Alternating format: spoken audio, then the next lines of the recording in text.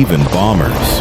This system can adjust the acceleration according to the weight of the aircraft from heavy fighters to small drones with an adjustable takeoff weight from 2 tons up to 70 tons and terminal speeds of 50 to 200 knots.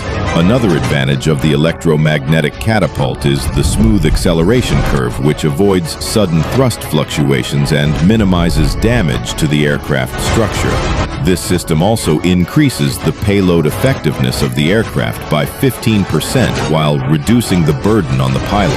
When performing, this is clearly demonstrated on the U.S. Ford-class aircraft carrier, where the ship can deploy over 300 aircraft takeoffs per day, a 25% increase over the Nimitz class.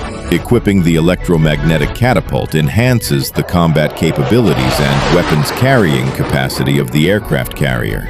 Furthermore, the electromagnetic catapult does not generate as much steam as steam catapults, increases energy efficiency by over 60%. The system also has a faster response once it has been completely cooled. Takes only 15 minutes to launch, while the water catapult needs shoulder drop preparation. This makes the electromagnetic catapult more suitable for information warfare, where the battlefield situation changes rapidly. For drones, when using water catapult, the aircraft is often destroyed.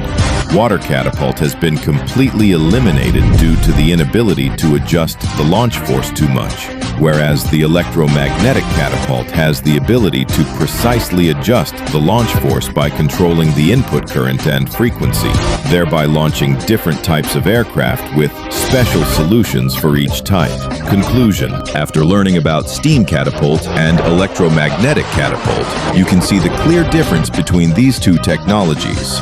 Right next, we will explore vertical takeoff and landing technology. Although this technology has its origins in the time of the Second World War, but in terms of modern dynamics, it can be classified into many different types. The first type is helicopter, or main, more accurate, suspended vertical takeoff and landing aircraft. This is the most popular vertical takeoff and landing technology currently used in rescue missions, cargo transport, and other special jobs. The second type, as mentioned, are aircraft such as Hawker Siddeley Harrier of UK, Lenzo Jack 38, and F-35B of America. These aircraft are called vertical takeoff and landing aircraft, using jet engines with the ability to adjust the direction of thrust. This name is quite long, so I often call them simply aircraft vertical takeoff and landing. Their common feature is the ability to adjust the direction of the engine nozzle down to create vertical lift, mainly used as fighter aircraft on aircraft carriers. The third type is vertical takeoff and landing aircraft. Propeller technology is more complex. This is a combination of helicopters and fixed-wing aircraft using propellers, which can rotate both horizontally and vertically.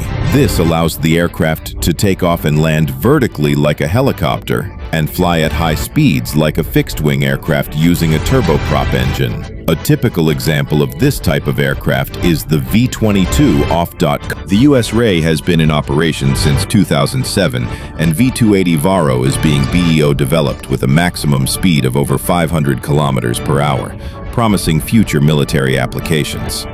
The fourth type is the UAV, vertical takeoff and landing. The technology is becoming increasingly popular, especially in the small UAV sector.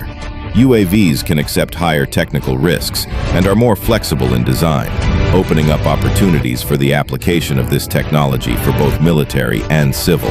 Looking to the future, vertical takeoff and landing is not limited to the military, but also promises to revolutionize urban transport with flying car projects like Lilium or Joby Aviation. This technology can create three-dimensional traffic space, reducing city congestion. A notable example is Nissan Rover's eVTOL concept announced in 2001-8. This design proposes 6 electric motors combined with gas turbines to charge batteries, reach speeds of around 400 kilometers per hour, and a range of 800 to 1,000 kilometers, utilizing existing airports or parking lots. Although Rolls-Royce is now focusing on all-electric hybrid ideas still have potential. What do you think of the prospect of flying straight home without traffic jams? Finally, Vertical takeoff and landing technology will certainly continue to develop in a smart way. Like the advances in UAVs today, there is still a lot of potential to improve the reliability and safety of this technology, and we will see big strides in the next decade. Biggest strength: F-35B can take off even without a long runway.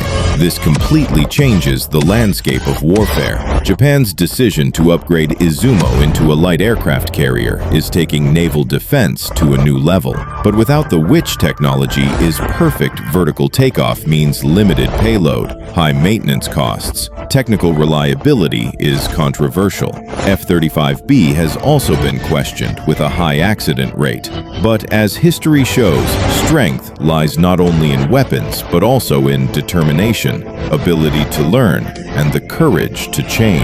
That is why Japan, England, Mexico, both continue to pursue this path. Question for you: will vertical takeoff technology become the new standard of naval aviation in the 21st century, or is it just a temporary test step? If you find this video valuable, don't forget to like, subscribe to the channel, and share your thoughts below. My name is Hai. See you in the next video.